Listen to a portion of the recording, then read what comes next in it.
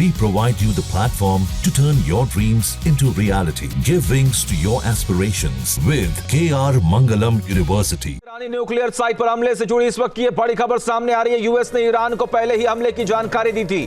3 ठिकानों पर हमले की जानकारी दी गई थी। ईरान को कल ही हमले की जानकारी दे दी गई थी, ऐसी खबर मिल रही है। जी हाँ, ईरानी न्यूक्लियर साइट पर हमले से जुड़ी ये बड़ी खबर है कि यूएस ने ईरान को पहले ही हमले की जानकारी दे दी थी। 3 ठिकानों पर हमले की जानकारी दी गई थी। ईरान को कल ही हमले की जानकारी दे दी गई थी। मधुरेंद्र लगातार बने हुए हैं हमारे साथ। मधुरेंद्र, ये हमला जिसका जिक्र अब हो रहा है, उसकी जानकारी पहले ही ईरान को दे दी गई थी।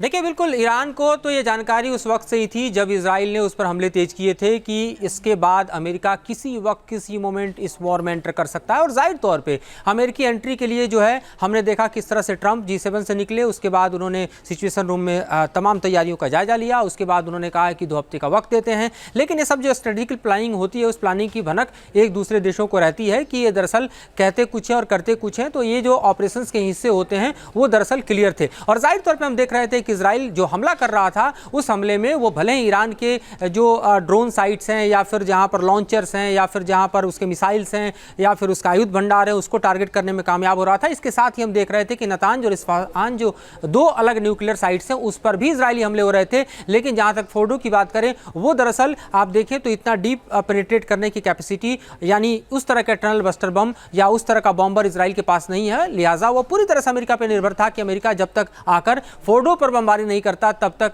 जो टारगेट्स हैं उसे अचीव नहीं किए जा सकते। और अमेरिका ने वो कर दिखाया। अमेरिका ने न सिर्फ फोर्डो बल्कि आप देखिए तो नेतांज और साथ ही इस्फहान पर भी हमले किए। और उसके बाद ट्रंप ने इस बात की जानकारी दी। उसके बाद व्हाइट हाउस के में उन्होंने प्रेस को संबोधित किया और साथ ही उसके बाद फिर ईरान को धमकी देते हुए कह दिया कि अगर ईरान पलटवार करता है तो और भयावह परिणाम भुगतने होंगे। जहां भक्ति है हर शब्द में, कथाओं में छुपे हैं दिव्य रहस्य और ज्योतिष देता है जीवन को दिशा। धर्म से जुड़ी हर बातों को जानने के लिए हमारे चैनल स्तुति को सब्सक्राइब करें। चैनल पर जाने के लिए इस लिंक पर क्लिक करें।